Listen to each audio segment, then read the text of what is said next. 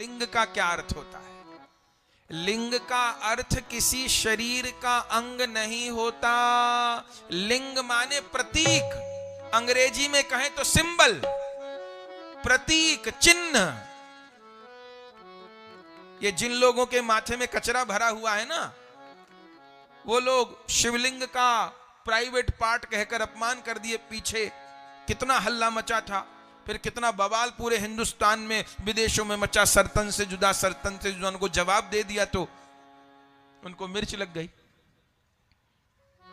वो private part, अब उनकी भी गलती नहीं, क्योंकि उन लोगों का दिमाग ही प्राइवेट पार्ट में उलझा रहता है। वो बेचारे जिंदगी भर उससे बाहर ही नहीं आ पाते, तो वो कुछ सोच ही नहीं सकते।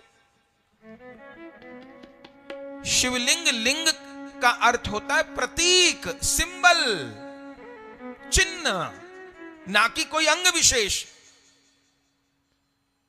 मूत्रेंद्री को, जिसको प्राइवेट पार्ट बोलते हैं, उसको संस्कृत में शिशन कहते हैं, न कि लिंग। लिंग तो प्रतीक को बोलते हैं, लिंग सिंबल को बोलते हैं। तो शिवलिंग शंकर जी का प्रतीक है, शालिग्राम नारायण का प्रतीक है, लिंग है। लेकिन जिनके माथे में कचरा भर रहा है, जो इससे भारी नहीं आ पाते, जिनका कहते हैं कि मरने के बाद भी 72 हूर मिलेंगी और वो 130-30 फुट की एक एक हूर होगी। हमको तो सुन के हंसी आती है कि उस पे चढ़ने के लिए तो सीढ़ियां लगानी पड़ेंगी। माने आदमी तो उसके पैर के नाखून के नीचे रह जाएगा। 72 हूर मिलेंगी, वो 130-30 फुट की। माने जिनके मरने के बाद, भाई अपने यहां कम से कम ये तो कहा जाता है कि मरने के बाद जीव का चलो उद्धार हो जाएगा, वहां तो मरने के बाद भी पापी तैयार है। तो जिनके भीतर बाहर ये गंदगी भरी हुई है, तो वो लोग शिवलिंग में भी ये देख लिए बेचारों की गलती कहां, उनका दिमाग इससे कभी बाहर नहीं आता। पर लिंग माने प्रतीक, लिंग माने सिंबल, चिन्ह। हमको भी पता हो, हम अपने बच्चों को भी बता सकें, इसलिए भूल में ना पड़िएगा।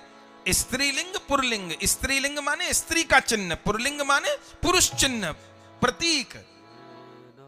वॉशरूम के बाहर भी अब तो सब, एयरपोर्ट पे जाइए, कहीं जाइए तो ही शी लिखा रहता है, लेकिन पहले 10-20 साल पहले तक स्त्रीलिंग पुरलिंग लिखा रहता था।